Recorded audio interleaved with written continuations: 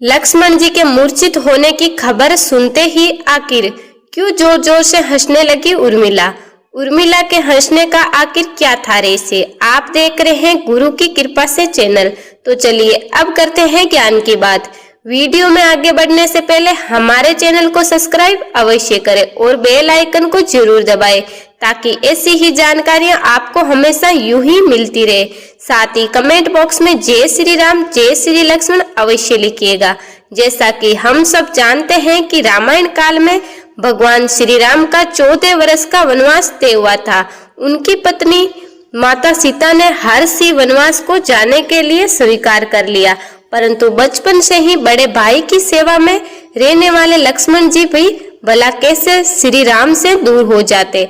लक्ष्मण जी ने माता सुमित्रा से आज्ञा ली और उसके बाद वो अपनी पत्नी उर्मिला के कक्ष की ओर बढ़ रहे थे। तो मन में ये सोचते हुए जा रहे थे कि माता से तो आशीर्वाद ले लिया, पर उर्मिला से मैं क्या आज्ञा लूं, मैं कैसे उसे समझाऊं, मैं उसे क्या कहूंगा। यदि बिना बताए जाऊंगा तो वो तो रो रो के अपने प्राण त्याग देगी, और यदि बताया तो साथ जाने की जिद करेगी और कहेगी माता सीता भी तो अपने पति के साथ जा रही है, तो मैं क्यों नहीं जा सकती। यही सोच विचार करके लक्ष्मण जी जैसे ही अपनी पत्नी के कक्ष की ओर पहुंचे तो उन्होंने देखा कि उनकी पत्नी उर्मिला जी आरती की थाल लेकर बाहर उनका इंतजार कर रही थी। जब लक्ष्मण जी उनके पास पहुंचे तो उर्मिला बोली, आप व्यर्थ की मेरी चिंता छोड़ दीजिए, आप अपने बड़े भाई की सेवा कर रहे हैं जो कि सबसे बड़ा धर्म है। आपकी सेवा में कोई भी बाधा नहीं आए, इसीलिए मैं आपके साथ जाने की जिद नहीं करूंगी। लक्ष्मण जी को कहने में संकोच हो रहा था, परंतु उनके कुछ कहने से पहले सब संकोच दूर स्वयं उनकी पत्नी उर्मिला जी ने कर दिया। वास्तव में यही पत्नी का धर्म है। पति संकोच में पड़े उससे पहले ही पत्नी उसके मन की बात को जानकर उसके संकोच से उसे बाहर कर दे। अपनी पत्नी उर्मिला का इतना प्रेम देखकर लक्ष्मण जी की आंखें भर आई। उन्होंने उर्मिला जी को अपने गले से लगा लिया। इसी के साथ वहां पर उर्मिला जी ने एक दीपक जलाया और विनती की, मेरे नाथ के श्वासों को कभी भी बुझने मत देना। लक्ष्मण जी वहां से चले गए, परंतु 14 वर्ष तक उर्मिला एक तपस्वी की तरह कठोर तप कर रही थी, और वो कठोरता था नींद। अब आप बोलेंगे ये कैसे संभव है। दरअसल वनवास के समय लक्ष्मण जी हमेशा अपने भाई श्री राम और माता सीता की सेवा में लगे रहते थे। इसके लिए लक्ष्मण जी ने नींद की देवी यानी निंद्रा देवी से वरदान मांगा कि पूरे वनवास के 14 वर्ष तक उन्हें नींद न आए, ताकि वो दोपहर रात हर समय अपने भ्राता और साथ ही माता का सेवा कर सके और उन्हें बुरे खतरों से बचा सके। नींद की देवी ने लक्ष्मण जी की सेवा भाव से प्रसन्न होकर उन्हें वरदान दे दिया, लेकिन एक शर्त रखी कि लक्ष्मण जी के बदले उनके किसी चाहने वाले को 14 वर्ष तक सोना होगा। कहते हैं कि ये कार्यभार स्वयं उनकी पत्नी उर्मिला ने संभाला। 14 वर्षों तक उर्मिला सोई रही, उन्हीं की बदौलत कभी भी लक्ष्मण जी सोए नहीं। उर्मिला ने जहां एक तरफ दीपक की लौ जलाए रखी तो वहीं दूसरी तरफ गहरी नींद लेती गई। कहते हैं लक्ष्मण जी और मेघनाथ का जब युद्ध हुआ था तब उस समय लक्ष्मण जी मूर्छित हो गए थे, जिस वजह से उर्मिला राजभवन में जग गई थी। वो वाला प्रसंग तो आप सब जानते ही होंगे। जब हनुमान जी संजीवनी बूटी लेने के लिए हिमालय पर्वत पर गए थे और उधर से जब पहाड़ लेकर लौट रहे थे तो बीच में उन्हें अयोध्या के ऊपर से गुजरना पड़ा। भरत जी ने राक्षस समझकर उन पर बाण मार दिया और हनुमान जी नीचे गिर गए। जब उनको होश आया तो होश आने पर हनुमान जी ने भरत जी को सारी कहानी बताई, किस तरह रावण पुत्र मेघनाथ ने बाणों से लक्ष्मण जी पर हमला कर दिया। इसीलिए लक्ष्मण जी के प्राण संकट में हैं और उनके लिए संजीवनी बूटी स्वयं हनुमान जी लेने गए थे। जहाँ एक तरफ लक्ष्मण जी मूर्छित हुए तो वहीं दूसरी तरफ उर्मिला अपनी नींद से उठ खड़ी हुई। बाद में उनकी भेंट स्वयं हनुमान जी से भी हुई थी, लेकिन एक तरफ जहां माता कौशल्या ने ये सब सुना तो उन्होंने कहा, हे हनुमान, राम से कहना लक्ष्मण के बिना अयोध्या में पैर भी मत रखना।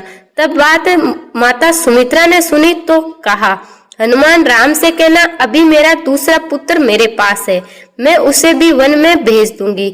ये मेरे दोनों पुत्र राम की सेवा के लिए ही तो जन्मे हैं। माता का ऐसा प्रेम देखकर हनुमान जी की आंखों में आंसू भी छलक रहे थे। परंतु अब उन्होंने राज को देखा तो वह सोचने लगा कि आखिर ये स्त्री क्यों इतना शांत और प्रसन्न खड़ी है। क्या इन्हें अपने पति के प्राणों की कोई चिंता नहीं। वास्तव में जब उर्मिला जी ने सुना कि उनके पति के प्राण संकट में है तो वो खड़ी होकर हनुमान जी की ओर देखने लगी। जब हनुमान जी ने पूछा कि आपकी प्रसन्नता का क्या कारण है, आपके पति के प्राण संकट में है, सूर्य उदय होते ही सूर्य काल का दीपक बुझ जाएगा। इस पर उर्मिला जी ने कहा, हे हनुमान जी, मुझे भला किस बात की चिंता है, मैं क्यों चिंता करूं, मेरा दीपक अभी भी संकट पे नहीं है, मेरे पति भला संकट में कैसे हो सकते हैं। जब तक मेरा दीपक बुझेगा नहीं तब तक मेरे पति के प्राण भी नहीं हारेंगे। और वो हंसते हंसते वहां से चले गए। इसके बाद हनुमान जी स्वयं संजीवनी बूटी का पर्वत लेकर जब वापस लंका पहुंचे, जब लक्ष्मण जी के प्राण वापस आए, उसके बाद अपने आप ही उर्मिला जी भी राजभवन में जाकर सो गई, क्योंकि ये वही वरदान था जो अपना कार्य कर रहा था। रावण वध करने के बाद जब वापस से भगवान श्री राम, माता सीता और लक्ष्मण जी के साथ अयोध्या आए, तब उन्होंने कई वर्षों तक अयोध्या में राज्य किया। लेकिन एक समय उपरांत अचानक ही अयोध्या में काल आ गया, यानी कि काल के देवता। उन्होंने श्री राम से विनती की कि कृपया करके हमें एक खाली स्थान पर आपस में वार्तालाप करना होगा और इस वार्तालाप को कोई अन्य प्राणी न सुन पाए। अगर कोई सुनेगा तो आपको उसके प्राण लेने होंगे। ऐसे में श्री राम और काल के देवता आपस में वार्तालाप करने लगे और उन्होंने बाहर पहरेदारी के लिए खड़ा कर दिया स्वयं लक्ष्मण जी को। तभी उस समय वहां पर दुर्वासा ऋषि आए। वो स्वयं भगवान श्री राम से मिलना चाहते थे। लक्ष्मण जी ने बहुत मना किया। तब दुर्वासा ऋषि ने क्रोध में आकर कहा कि अगर वे जल्दी ही श्री राम से नहीं मिले तो वे पूरी की पूरी अयोध्या और उनके वंश को श्राप दे देंगे। ऐसे में डर के कारण लक्ष्मण जी स्वयं उस कक्ष में प्रवेश कर गए, जहां पर उन्होंने देखा कि वो काल के देवता ही थे जो श्री राम से बात कर रहे थे और वो अपने आप ही वहां से गायब हो गए। उसके बाद भगवान श्री राम को ना चाहते हुए भी अपने भाई यानी लक्ष्मण जी को राज्य से निकासित करना पड़ा। और राज्य से निकासित करना यानी अपना देह त्यागना। ऐसे में स्वयं लक्ष्मण जी ने जल्द ही राज्य को छोड़कर अपना देह त्याग दिया। जब ये बात उर्मिला जी को पता चली तब वो भी जोर जोर से हंसने लगी और हंसते हुए बोली, मेरे पति ने सदैव धर्म का पालन किया। अपने ज्येष्ठ भ्राता भगवान श्री राम को हमेशा ही उन्होंने पूजन किया, उनकी सेवा की, माता सीता की भी सेवा की और आज अयोध्या वासियों को और हमारे वंश को बचाने के लिए उन्होंने अपने ऊपर एक सबसे बड़ा दोष ग्रहण किया और अपना देह त्याग दिया। ये तो मेरे पति ने स्वयं धर्म का ही तो पालन किया। और ऐसे जोर जोर से हंसते हंसते उर्मिला जी ने भी अपने प्राण त्याग दिए। तो दोस्तों, अगर आपको हमारी ये खास जानकारी वीडियो अच्छी लगी हो तो इस वीडियो को लाइक करें, हमारे चैनल को सब्सक्राइब करें और ज्यादा से ज्यादा शेयर भी करें। साथ ही कमेंट बॉक्स में जय श्री राम, जय श्री लक्ष्मण अवश्य लिखिएगा। मिलेंगे एक खास वीडियो के साथ। जय श्री राम।